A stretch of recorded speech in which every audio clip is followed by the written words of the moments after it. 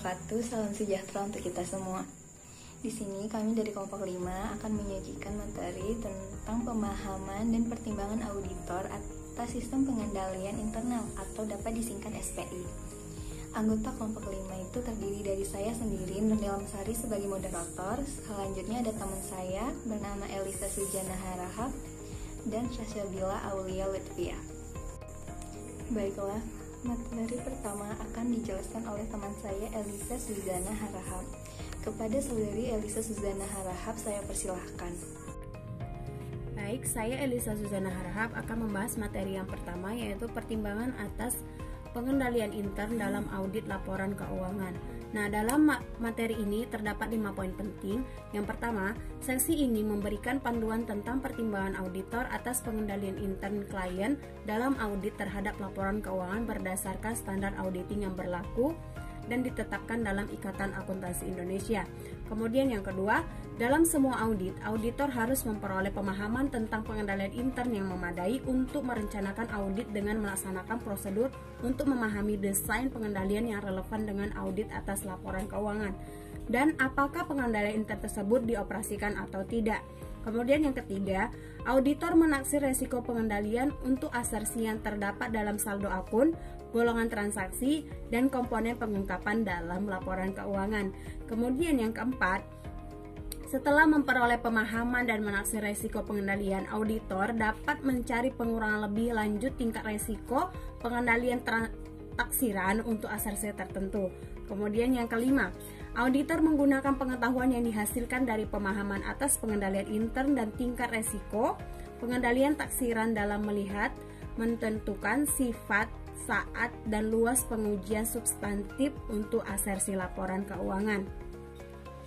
Oke, selanjutnya, apa itu pengendalian intern? Nah, pengendalian intern ini adalah suatu proses yang dijalankan oleh Dewan Komisaris, manajemen, atau personil lain dalam suatu perusahaan yang didesain untuk memberikan keyakinan memadai tentang pencapaian 3 golongan tujuan berikut ini. Nah, yang pertama itu ada keandalan pelaporan keuangannya. Kemudian yang kedua, efektivitas dan efisiensi operasi. Nah, yang ketiga, kepatuhan terhadap hukum dan peraturan yang berlaku.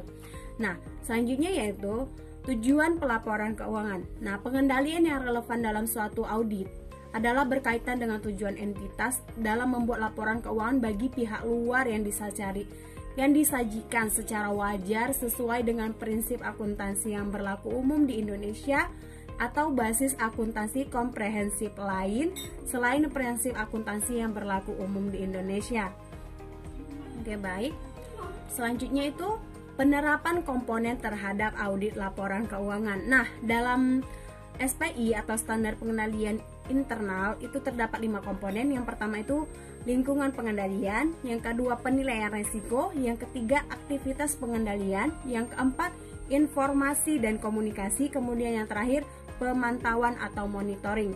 Nah, kelima komponen ini harus dipertimbangkan dalam hubungannya dengan A. Ukuran ekuitas, yang kedua karakteristik penilaian, karakteristik kepemilikan dan organisasi entitas, yang ketiga sifat bisnis entitas, yang keempat keberagaman dan kompleksitas operasi entitas, dan yang kelima metode yang digunakan oleh entitas untuk mengirimkan, mengolah, memelihara, dan mengakses informasi. Nah, yang terakhir atau yang keenam, penerapan persyaratan hukum dan peraturan. Nah, berikut itu merupakan penerapan komponen dalam audit laporan keuangan. Nah, selanjutnya itu penjagaan aktiva.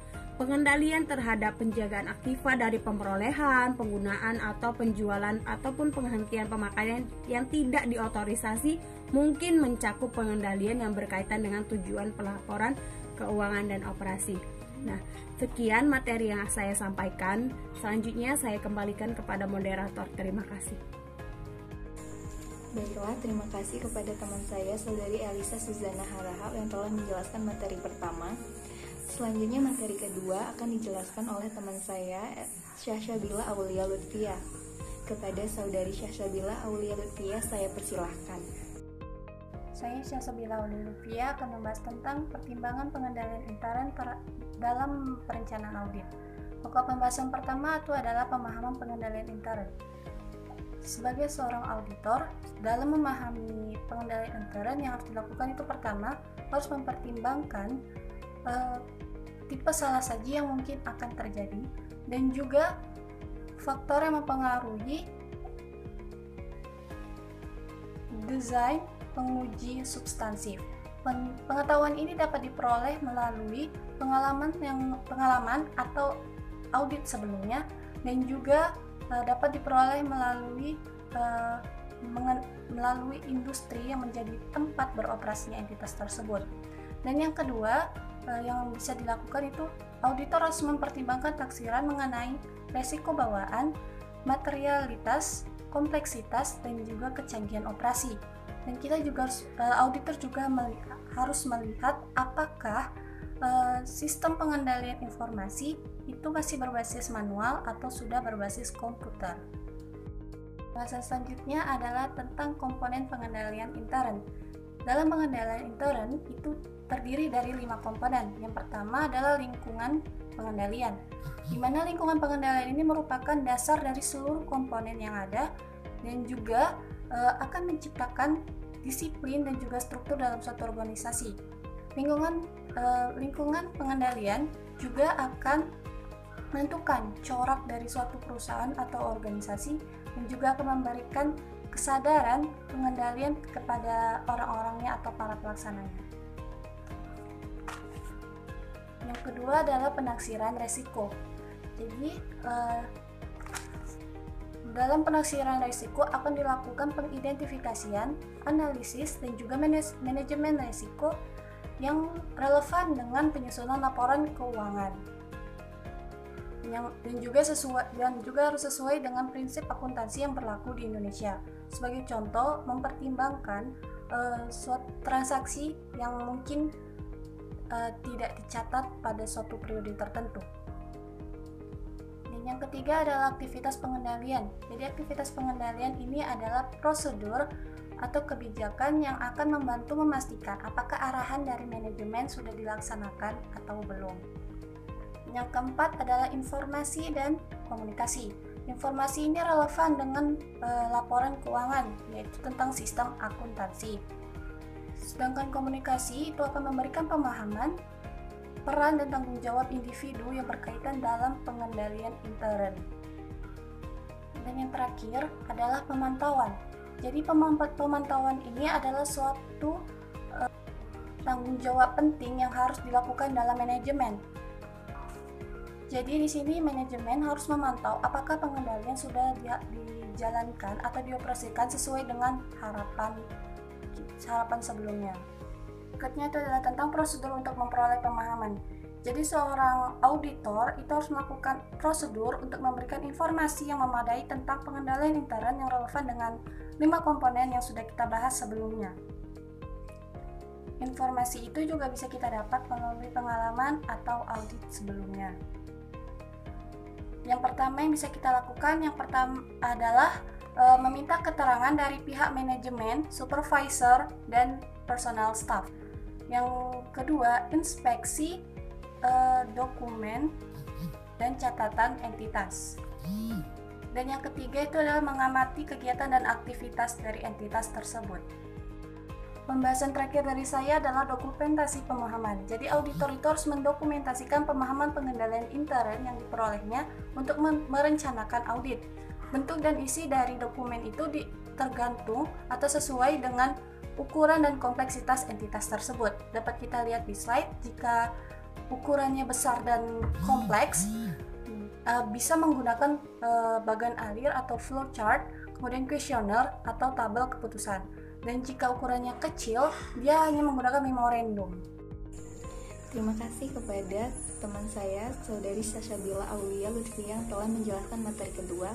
Selanjutnya, materi ketiga akan saya jelaskan sendiri.